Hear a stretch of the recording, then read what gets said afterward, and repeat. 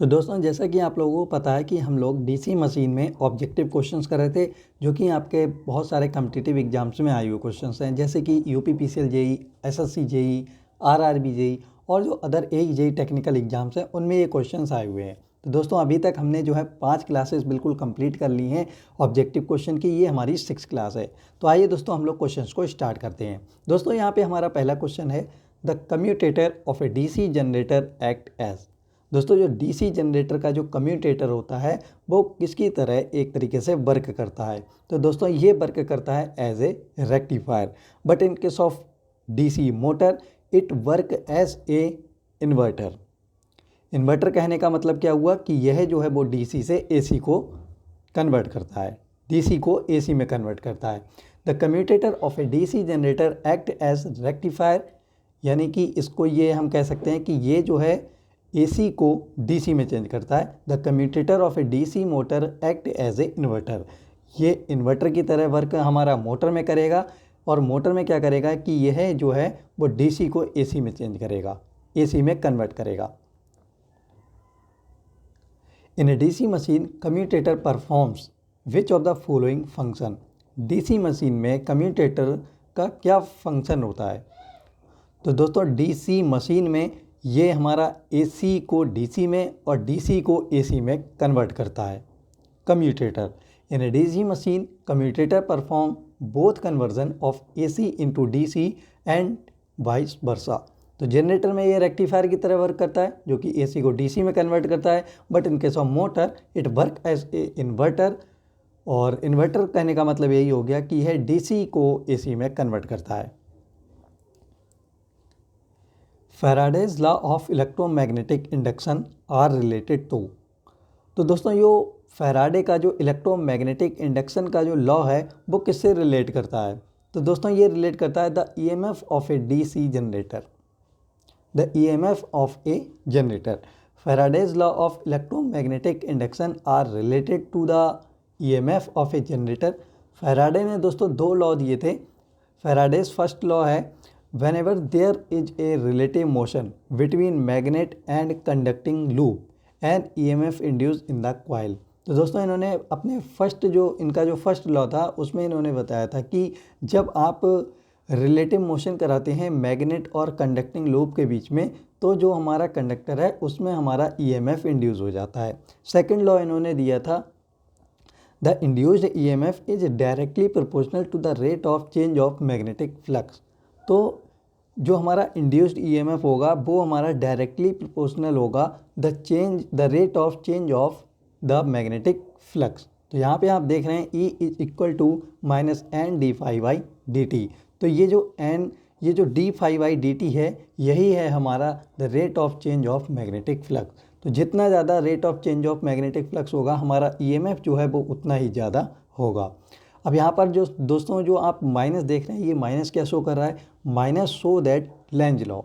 Lenz law ने दोस्तों बताया था कि Lenz law state that the induced EMF opposes the change in magnetic field which produced it.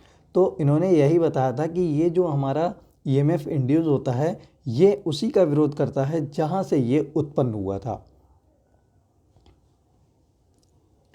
If the speed of rotation of a dynamo is doubled, then the induced EMF will। तो दोस्तों यहाँ पर क्या है कि जो dynamo की जो स्पीड है उसको अगर हम लोग डबल कर देते हैं तो इस कंडीशन में जो EMF होगा वो पहले की तुलना में कितना होगा। तो दोस्तों ये हो जाएगा हमारा बिकम डबल। हम लोग दोस्तों जानते हैं कि जो जनरेटेड EMF होता है वो होता है EG equal to 5P/60A। EG जो है वो डायरेक्टली प्रोपोर्शनल होता है N के, जो कि स्पीड है। तो हम इसको लिख सकते हैं EG2/EG1 is equal to N2/N1। तो यहाँ पे जो N1 है वो तो हमारी पहले स्पीड मान लीजिए N थी, लेकिन अब जो स्पीड कर दी है वो उसकी दोगुना कर दी है, यानी कि 2N कर दी है। तो जब हम यहाँ पे रखेंगे तो N से N कैंसिल हो जाएगा, तो EG is equal to 2 into EG1। तो यहाँ से हमारा ये पता लग रहा है कि जो हमारा जनरेटेड EMF होगा स्पीड को दोगुना करने के बाद, तो वह जो है वो हमारा पहले का जो EMF होगा उससे दोगुना होगा। Hence If the speed of rotation of a dynamo is double, then the induced EMF will become double. तो यहाँ पे भी हमने लिख दिया है कि ये जो है वो डबल होगा. What is the mechanical energy source used to drive a DC generator? तो जो DC जनरेटर होता है उसकी जो मैकेनिकल एनर्जी जो सोर्स होता है उसके लिए ड्राइव करने के लिए हम क्या यूज़ करते हैं, क्या मतलब होता है ये. तो दोस्तों ये होता है हमारा prime mover. Prime mover is a mechanical energy source. Prime mover जो है वो एक तरीके से मैकेनिकल एनर्जी सोर्स की तरह होता है use to drive a generator, DC generator. तो डीसी जनरेटर की जो शाफ्ट होती है उस पर हम लोग प्राइम मूवर को लगा देते हैं और उसके बाद हम इसको ड्राइव करके हम इसको घुमाते हैं.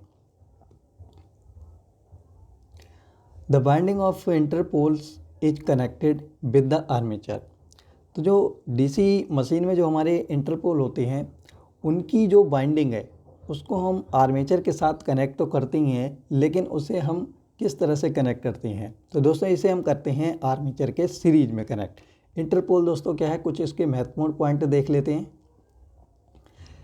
The binding of Interpol is always connected in series with armature.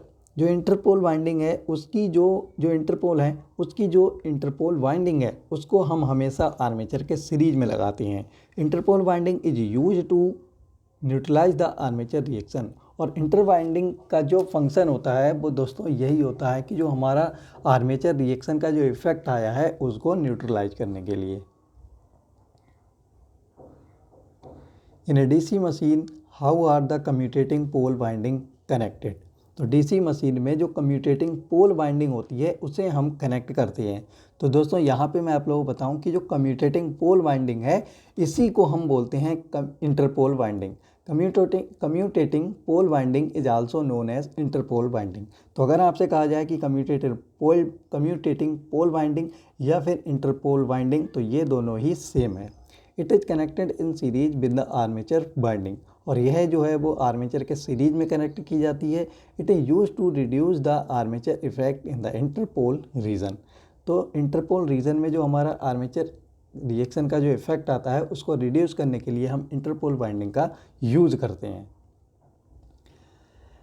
Which of the following material is used in the field coil of DC generator. तो जो डीसी जनरेटर होता है उसमें जो हम लोग फील्ड कॉइल जो हम लोग यूज़ करते हैं उसे बनाने में हम किस मटेरियल का यूज़ करते हैं. तो दोस्तों इसके लिए हम लोग कॉपर का यूज़ करते हैं. The copper wire is use for the construction of DC machine field और एक्साइटिंग कॉइल. तो जो डीसी मशीन होती है, डीसी मशीन का जब हम लोग कंस्ट्रक्शन करते हैं तो उसमें जो हम लोग फील्ड वाइंडिंग बनाते हैं यह इसी को हम बोलते हैं एक्साइटिंग कॉइल. इसको हम लोग कॉपर से बनाते हैं. The coils are placed around the pole core. और जो हमारी ये जो बाइंडिंग होती है इससे हम जो डीसी जो हमारे पोल कोर होती है उसके ऊपर इसको हम लोग लगाते हैं. When DC current passes through field winding, जब हम इससे डीसी करंट को जब हम इससे फ्लो कराते हैं इट मैग्नेटाइज द पोल. तो इससे क्या होता है कि जो हमारे पोल हैं वो मैग्नेटाइज हो जाते हैं which in turns produce the flux. और फिर हमारा जो है इससे फील्ड फ्लक्स जो है वो प्रोड्यूस हो जाता है. कास्ट आयरन की बात करें तो दोस्तों field pole it is should be hard magnetic material. तो कास्ट आयरन से हम लोग फील्ड पोल बनाते हैं और ये जो है वो आपके होने चाहिए हार्ड मैग्नेटिक मटेरियल के. Mica insulation for insulation between commutator segment. ये दोस्तों सेगमेंट लिखा हुआ है. तो जो हमारे कम्यूटेटर सेगमेंट होते हैं उनके बीच में जो हम लोग इंसुलेशन हम लोग जो लगाते हैं उसको हम बोलते हैं mica insulation. Carbon brushes increase contact resistance to reduce commutation time. तो कॉन्टैक्ट ये जहाँ पे आप देख रहे हैं लिखा हुआ है इंक्रीज कॉन्टैक्ट रेजिस्टेंस. तो ये क्या करता है, कॉन्टैक्ट रेजिस्टेंस को इंक्रीज़ कर देता है अगर हम लोग कार्बन का ब्रश यूज़ कर रहे हैं. इससे क्या होता है, जो कम्यूटेशन टाइम जो होता है वो हमारा रिड्यूस हो जाता है. The exciting coil of any DC machine are bound. तो जो हमारी कॉइल होती है, एक्साइटिंग कॉइल है फील्ड, जो हम बोल सकते हैं फील्ड वाइंडिंग, तो वो किसी भी डीसी मशीन में हमारी बाउंड लपेटी जाती है. तो दोस्तों इसे हम लोग जो लगाते हैं वो दोस्तों लगाते हैं around the pole. The exciting coil of any DC machine are bound around the pole. What is the armature MMF wave for a DC machine. What is the armature MMF wave. Armature MMF जो armature होता है DC machine में, जो armature MMF की जो wave होती है वो दोस्तों होती है, the armature MMF wave for DC machine is triangular and stationary with respect to armature. तो डीसी मशीन का जो आर्मेचर एमएमएफ होती है वो उसकी जो शेप होती है, वेव होती है वो दोस्तों होती है ट्राइंगुलर, और यह जो है वो स्टेशनरी होती है with respect to armature.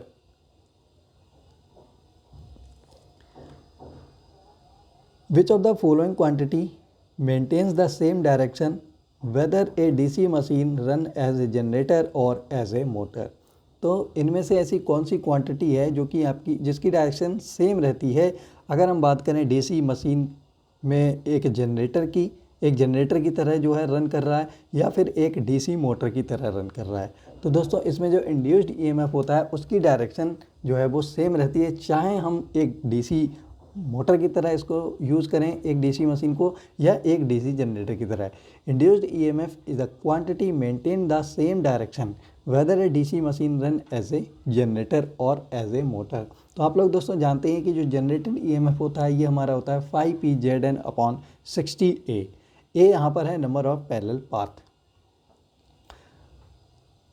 The number of conductor of the compensating winding in a DC machine. DC machine में जो कंपनसेटिंग वाइंडिंग होती है उसके जो कंडक्टर होते हैं वो होते हैं, तो दोस्तों ये जो होते हैं is always less than the number of armature conductor per pole. The number of conductor of compensating winding in a DC machine is always less than, कम होते हैं, the number of armature conductor per pole. Armature conductor per पोल से ये जो number होते हैं उनसे ये लेस देन होते हैं।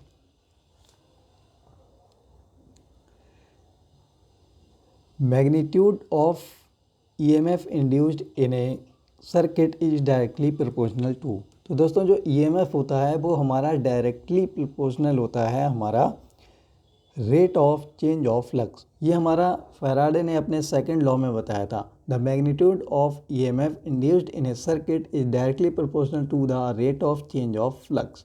This is called Faraday second law of electromagnetic induction. तो ये हमारा जो है फैराडे ने अपने सेकंड लॉ में बताया था कि जो हमारा मैग्नीट्यूड होता है ईएमएफ इंड्यूस्ड ईएमएफ का वो हमारा डायरेक्टली प्रोपोर्शनल होता है the rate of change of the flux. The rate of change of flux जो आपने पढ़ा था E is equal to -N/dφ/dt। In electromechanical energy conversion devices, electromechanical energy conversion जो डिवाइसेस हैं like as generator and motor, a small air gap is left between stator and rotor in order to. तो दोस्तों आप लोगों ने देखा होगा कि जो हमारा डीसी जनरेटर हुआ या डीसी मोटर हुआ तो इसका जो हमारा स्टेटर होता है और जो रोटर होता है इसके बीच में थोड़ा सा गैप छोड़ा जाता है। ये गैप हम क्यों छोड़ते हैं? तो दोस्तों ये गैप हम छोड़ते हैं परमिट मैकेनिकल क्लियरेंस के लिए। आइए देखते हैं in electromechanical energy conversion device जैसे कि जनरेटर और motor, a small air gap is left between the stator and rotor in order to permit mechanical clearance. इससे क्या होता है कि जो फ्रिक्शन होता है वो भी इससे जो है दूर हो जाता है। और if increasing the air gap will increase magnetizing current and is undesirable. तो अगर हम इसके बीच में बहुत ही ज़्यादा एक गैप कर देंगे तो इससे हमारी जो मैग्नेटाइजिंग करंट है उसकी जो है डिमांड ज़्यादा होगी और जो कि हमारी अनडिज़ायरेबल है। What is the condition of retrogressive winding in a DC machine? तो दोस्तों यहाँ पे लिखा हुआ है कि जो हमारी बाइंडिंग है, रिट्रोग्रेसिव जो बाइंडिंग है डीसी मशीन की, उसकी कंडीशन, उस कंडीशन में क्या होता है? तो दोस्तों यहाँ पे जो होता है वाई बी बैक पिच जो होती है वो हमारी फ्रंट पिच से कम होती है। इन्हें अब ये होता क्या है दोस्तों, इन्हें simplex lap winding the two end of a coil are connected to adjacent commutator. तो जो दोस्तों लैप बाइंडिंग होती है उसके जो दो एंड होते हैं वो हमारे कनेक्ट किए जाते हैं एडजेसेंट कम्यूटेटर सेगमेंट से। द बाइंडिंग में भी प्रोग्रेसिव और रेट्रोसिव। रिट्रोग्रेसिव। तो बाइंडिंग जो है वो हमारी प्रोग्रेसिव भी हो सकती है और रिट्रोग्रेसिव भी हो सकती है। A progressive binding progressive in the direction in which the coil is bound. तो जो कॉइल है वो जो हमारी बाउंड की गई है उसी डायरेक्शन में अगर हम लोग देखें तो इसको हम बोलेंगे, उसके कनेक्शन उसी डायरेक्शन में किए गए हैं तो उसको हम बोलेंगे प्रोग्रेसिव, और अगर इसके अपोजिट किए गए हैं तो इसको हम बोलेंगे रिट्रोग्रेसिव। तो इसके लिए जो कंडीशन है रिट्रोग्रेसिव के लिए वो कंडीशन है हमारी वाई बी, जो बैक पिच है वो हमारी लेस देन होनी चाहिए फ्रंट पिच से।